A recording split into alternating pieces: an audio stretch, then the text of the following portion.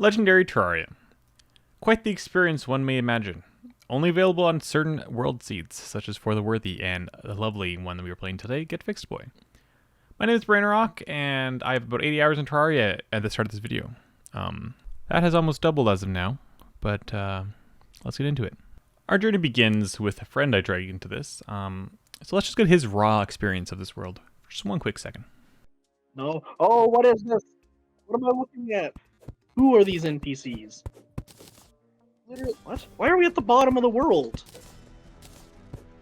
Where's the rest of it? Above us. What do you mean? What? There's actually vines up there. Now that he was properly acquainted with what we had to do for the next 40 hours, we began our ascent upwards, after of course building a little shack for our lovely NPCs, which all died the first night.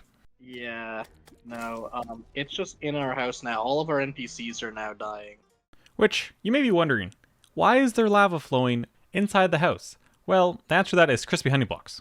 Crispy honey blocks are essentially hellstone now. They drop lava when broken, which is good time, good time. I'm gonna mine upwards a bit so this... Oh!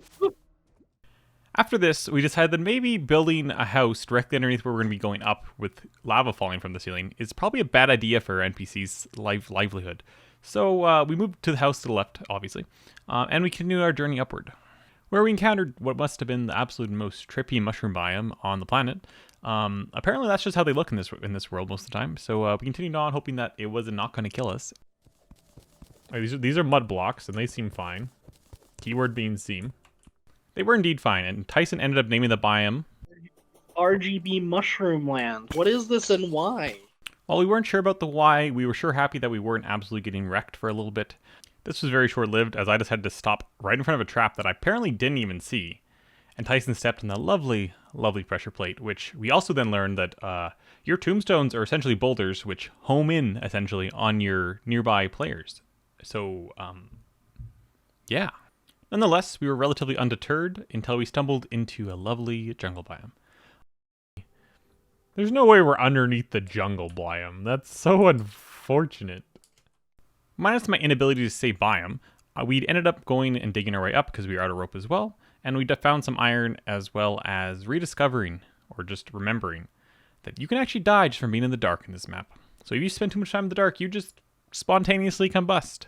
After this, I went to go help Tyson because he was locked up with a bunch of mobs beating down his door, just to get absolutely slapped by a random zombie arm and getting sent back with no help achieved. After that, Tyson did end up dying, so I worked on the house a little bit to hopefully get some more NPCs to help us progress even just a little bit further than we're doing at the time.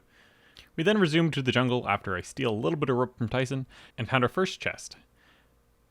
It was absolute dog shit, so let's not talk about that.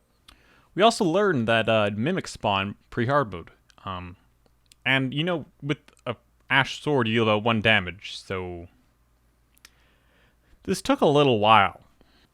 After getting nothing but shoe spikes, we continue our way upwards with many, many deaths. Ow, I didn't see the bat! Oh, God.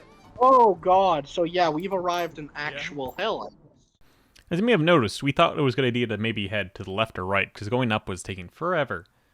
Left and right were much worse, so we continue our adventure upward yet again. Unfortunately for us, where we had to reach was essentially all crispy honey, so this took forever. Like, this is a 10 times speed or more, depending on how absolutely angry I was at it. This took so long. We are 2 hours in and we haven't even got like halfway up the world.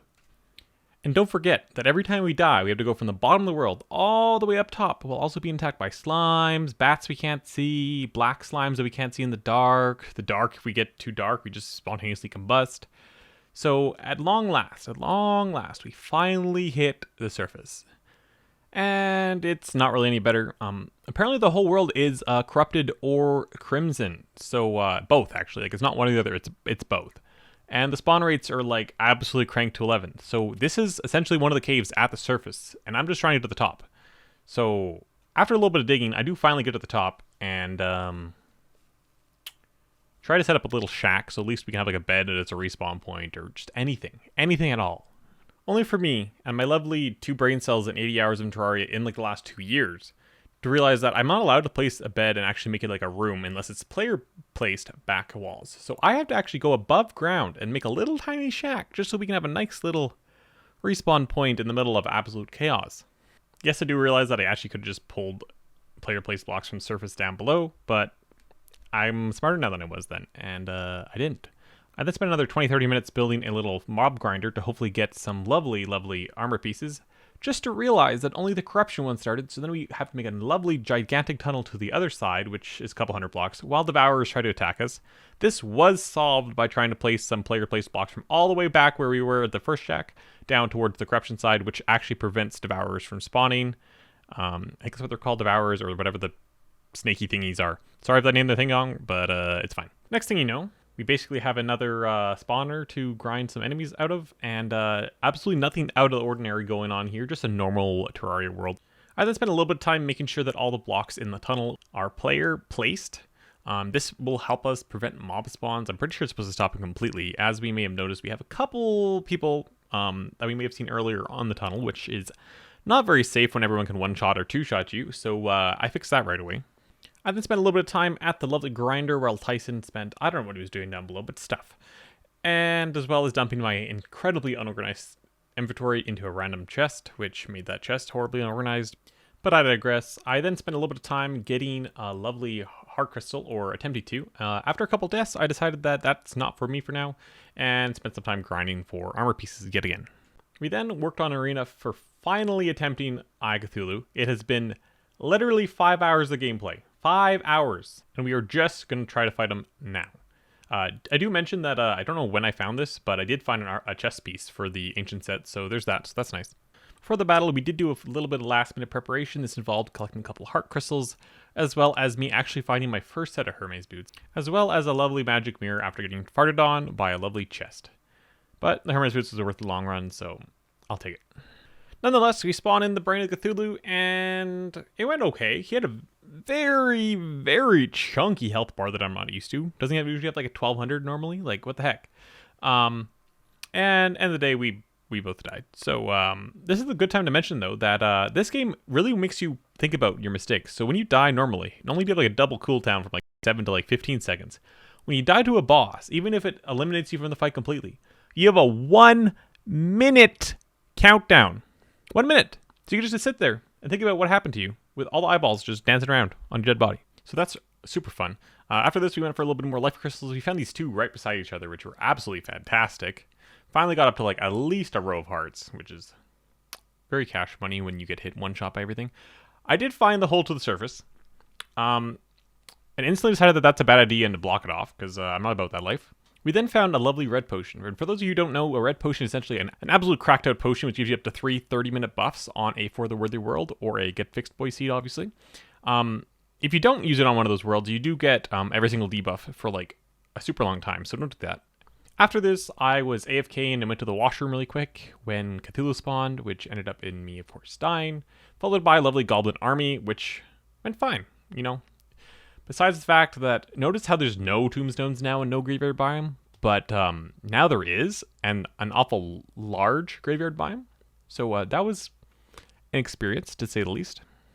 Now we go back to grinding because apparently we still do not have a full set of ancient armor. After this, we did head back down to our lovely little 2-row platform to spawn Cthulhu in one more time, and this time it went a little bit better.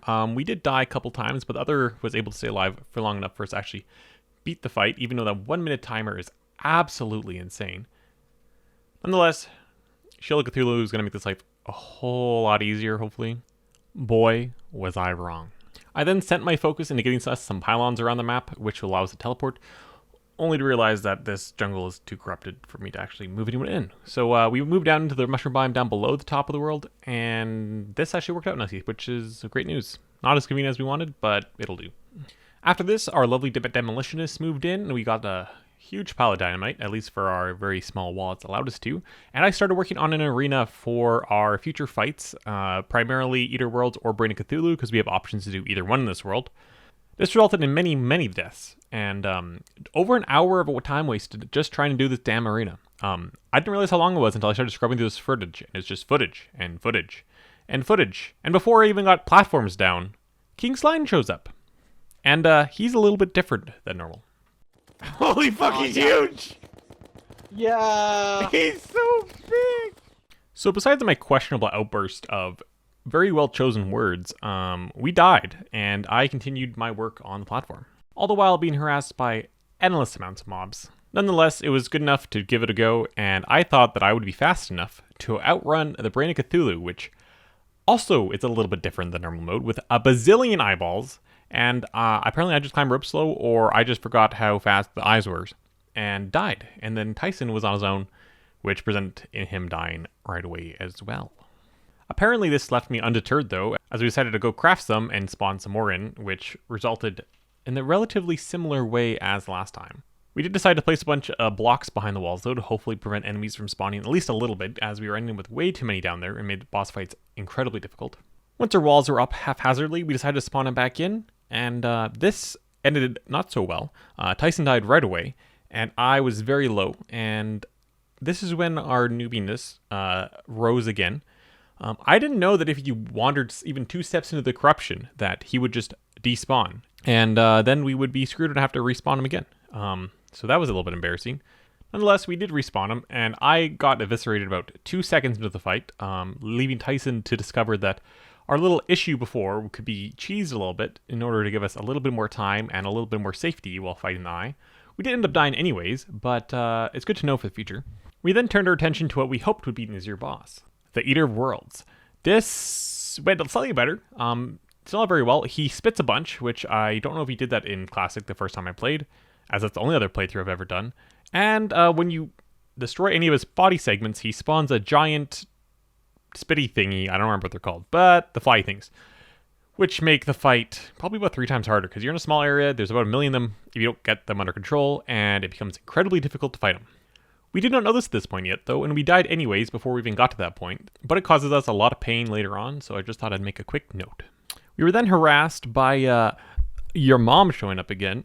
She didn't like my fat jokes, though, and sat on me, and I proceeded to spontaneously combust, which, while editing, I realize is a very questionable choice of words. And I guess I learned my lesson to not talk shit about King Slime. Needing a break from bosses, I decided I would spend some time exploring our mushroom biome. Thought it'd be smart to get rid of this boulder in front of me, which apparently I should have just left alone. It didn't like the fact that I decided to whack with the pickaxe and ended my life.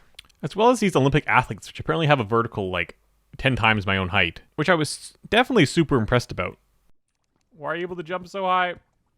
No, why are you able to jump so high? I then spent an absolutely ridiculous amount of time looking for the Goblin Tinker, which was way more difficult because anytime an enemy saw him, he got like 2 hit and then ceased to exist, which he's also hiding right there in the super darkness, which is super hard to see, apparently, or I'm just blind. But we were pretty happy about finding him. I got him! After that lovely encounter, we decided to spend a little bit of time, or at least I decided to spend some time building the house because I needed a break from getting absolutely clapped every 2 seconds because I'm pretty sure we're at like 200 deaths now. I don't discover the fact that we can check them until later on, but I'll update you when I actually check them. But yeah, it's pretty insane, and we take a little bit of a break here and get the house done and carry on. We then proceeded to try Cthulhu again with a little bit of buffs this time. Still died, as you may expect. And then I decided, because we were having such a hard time finding enough mushrooms to actually spawn them, we made a little mushroom area above ground, hopefully that they could spawn in once the stuff gets corrupted, and make our life just a little bit easier. While we waited for that, we did find a couple more mushrooms to spawn the Brain of Cthulhu again, which resulted in us dying again. So we spawned it one more time, and sure enough, we died again. Can you tell I'm having fun? It was around now that we discovered that we can actually find out our amount of times we died. I had died 188 times, and Tyson had died 140 times. So yeah, that's going to about double or triple before we hit hard mode, but let's keep rolling. Now I'm going to mention that we died to this room so many times, so I'm just going to skip the ones that we didn't actually achieve anything in, but at some point we did eventually get enough parts to actually make an actual decent pickaxe, to actually be able to go down below hell and actually get hellstone armor, as well as some equipment. I also expanded the little thing, as you may have seen, and this will allow us to get more mushrooms in order for us to actually spawn them more often, so we can try more. But of course, before we got anything actually progressed, we decided that we were going to get raided by another goblin army without our consent. So that one is about as good as you can expect, with lots and lots and lots of deaths, where they're actually terrible weapons. We did a decently close to beating the worm a couple times, at least a lot closer than we ever were, by throwing an absolute crap load of spiky balls on the ground to give us a little bit of DPS early on, which allowed us to get, a couple more pieces and a little bit off that original health to help us out just a little bit at the start. But we were still very far off, so we decided to go mine some hellstone in an attempt to hopefully get better stuff. Oh, nice. You know how much damage lava bats deal? All of it. All of it? Yep. So, eventually I actually got past the enemies, and I was able to mine a little bit of hellstone to get us the volcano, as well as some molten armor, which helped a pretty good amount. The volcano was a huge upgrade, but molten armor, yes and no. But also nice little help was actually getting legendary on the volcano without too much struggling. Oh, I got legendary, nice. With our new equipment, we tried the lovely Eater Worlds again, and again, and again. And finally, after long last... Nah, I'm just fucking with you. We decided to go look for the dungeon instead. We got tired of this.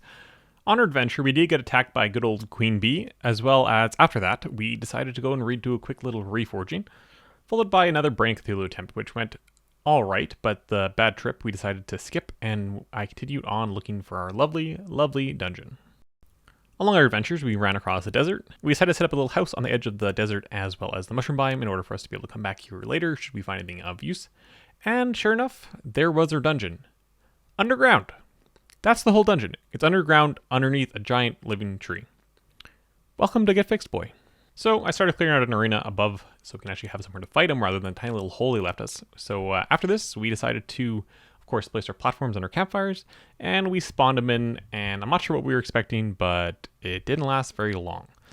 Next thing you know, King Slime shows up yet again. I don't know what his problem is, but he really likes coming by at the most random times, but comment down below if you guys remember how many times it showed up randomly throughout this video, but yeah. I also don't know what our logic was if we can't beat King Slime, how we think we can beat Skeletron or the other one, but nonetheless, we're just willing to try anything at this point because we're so freaking bored of dying to the same bosses all the time. Oh, and would you look at that, it's Blood Moon time, so we get to deal with that now, which actually isn't all that bad. I don't actually complain, it's a little bit of money, but sorry NPCs for all dying and not being able to protect you very well. Once this Blood Moon ended though, we went and collected a little bit more Hellstone to get us a little bit of summon weapons in order for us to have Imp Staffs. This helped a little bit, then we went back to attempting the good old Eater Worlds, because Skeletron was just a little too much for us at the time, and we died probably 1, 2, maybe 3 dozen times, and then we finally got a good run. No, still 8 seconds, 7. Tyson, I need you! 3, 2, 1. Oh, I'm here! Tyson! I'm scared! Oh my god! Let's go! Finally, after long last, and oh, do I even want to count how many hours this was? Like 15, 20 hours? We finally beat the Eater Worlds, which is usually done like, you can do in like 2 hours of Terraria, an hour if you want. Like, it's not that hard. We finally did it. It feels freaking amazing, but now we got Skeletron. But first we thought we'd do the Old One's army to hopefully maybe get some weapons in order to help us during the fight. But we proved that that was a little bit more difficult than we had anticipated, and we continued on anyways. This time going for Queen Bee, for some of her equipment, and hopefully make our life just a little bit easier. It was now that we learned that the good old imps like to attack the beehives, larvae. So we got clapped, and then we continued on our way and made a little arena for ourselves. In addition to this, we also put a little housing up here so we can move a jungle pylon as well as the nurse up, so then when we need healing during the fight, we can just run over and grab a good old quick little heal and hopefully stay in the fight. This area was also problematic in the same way that the Eater Worlds arena was, is that there were so many enemy spawns while we were trying to build it that it became a real pain in the butt. But eventually we did get it done, and we were ready to hopefully take on Queen Bee. But not first, without getting absolutely assaulted by good old King Slime. Yet again. Maybe I should have called him a fat mom. Who knows? Next thing you know, though, the arena was ready, but we got a little carried away with the torches and forgot that the torch god is a thing, and the world is flipped because it's a drunk world. But after dealing with some torches, we finally had Queen Bee spawned in, and it was going pretty well. I didn't realize that she gained so much defense as the fight went on, though, and we were dealing such little damage later on that we did end up screwing up, and we did end up dying. We did try a couple more times, and next time got a little bit closer, but weren't quite there. But with enough trying and perseverance, we did eventually get through to it. It was super close, but we did make it. And finally, we had a little bit of better equipment to hopefully help us fight Skeletron. I got the Beekeeper, which is pretty decent. Not a super good enchant, but we did reforge it, and about 3 attempts later, we got Legendary, which is fantastic for us. Feeling a little bit better about our life, we decided to go fight some Skeletron. He slapped us around just a little bit, and took us to the washing machine about once, or twice, or maybe a couple times. But yeah, we decided that we need more equipment. So we went back and fought Queen Bee a couple more times. We died every time, so we decided that maybe we would go back and try the Brain of Cthulhu one more time. This time went okay. Tyson did die, but we did actually pull through, which gave us the good old Brain of Confusion. This allows us to dodge like 1/6 of the attacks randomly, which actually helped us out quite a bit. We still died a bunch to Skeletron though, which was a great time, but this helped us out long term. After this, we went on to spawn the Eye of Cthulhu a couple times for some good old cash moonies, as well because we were broke as F from buying all those spiky balls trying to fight everything possible. We of course then were surprised while currently fighting the Eye of Cthulhu by King Slime. This went a lot better than the last previous attempts when he shows up in the middle of a cave where we have nowhere to fight him, and we actually defeated him this time, thank goodness, after a long last. Tyson still died at the very last part, but I survived, so we got it done. This should in theory prevent him from spawning randomly throughout the world at random amounts of times, so that's great news for me to hear. Which leads us back to good old Skeletron, where we died, got stuck in a washer and died, and got stuck in a washer again and died. Now if any of you can explain to me how the heck, or why the heck, he feels like he needs to turn himself into a washing machine and throw us inside of him where we cannot leave, and kill us, please let me know. But either way, at this point I decided that, hey, I'm going to remove the freaking extra platforms on the edge of the arena so I can at least jump down while we're fighting and actually have some movement in the down direction instead of just up. Which, you know, after a few butt clenchers and a few deaths, we did beat him, but I forgot to record it. So you'll take my word on that, because if you don't, then I'm going to go digging through a bunch of footage that Tyson has, but take my word for it, please. After this, we go into the dungeon, and I collect a lovely death, and Tyson's imp breaks another beehive. So I respawn, I die, he dies, and then, on my way back down, I wander into the lovely gold chest, and look, it's a Maramusa. That's exactly what I needed, and that's the only thing I really need out of the dungeon, besides maybe a Cobalt Shield, which we did eventually get, but I head straight over to collect my Knight's Edge, and life is good. We then work towards the Hell Highway. I also may walk off the edge once or twice, but we won't talk about that. And we take on the Wall of Flesh. This fight is a little bit unique in Legendary mode, as most fights here are. Lava Imps spawn, and a lot of them spawn. So essentially, they're the biggest issue in this entire fight. So we didn't know this right away, but we died a bunch of them. Tyson's Imps does an okay job of stun locking them, but they still get in your way and they deal the contact damage. And they also do like 160 damage just alone, which is absolutely insane. So there's that. Nonetheless, we die, and then I spend a little bit of time digging around for some extra loot in the chests, as well as the Helming Bow and any other potions we can find along the way. We then decide to give the Eternia Crystal another shot because we are a little bit better equipped than last time, and it goes not so well. It started okay, but just look. Get him, bees! Fuck him up, bees! Get him, bees! Oh god. We're then followed by our regularly scheduled Queen Bee interruption. She must take that role from King Slime once he was defeated. And we go back to fighting the Wall of Flesh. We get absolutely decimated once again, but relatively unfazed. We take another attempt, and another attempt. And at this point, I decide that I'm going to start looking for some Terror Spark boots and or an imp statue to get us some banners in order for us to actually be able to deal with imps just a little bit better. They reduce our damage by like 75% and increase our damage to them by 50%. Along the way, we stop in the ice biome and set up a little shack to get a pylon. We then get interrupted by good old lovely Goblin Invasion for the third, fourth, maybe fifth time. We then take another attempt at the good old Wall of Flesh. Here I'd like to point out that Tyson decided that this seed wasn't for him after 36 hours, which I don't blame him. So that's okay. The rest of this run will be just us. One thing I did notice though is that without his imps attacking the other lava imps, they are not constantly stun locked, which makes the fight a lot harder, especially without the banners. Nonetheless, I didn't realize this right away. I thought it was just bad, so I kept trying. But after a few deaths, I did have to turn the towel for a little bit, and I went looking for some more attachments for Terror Spark boots.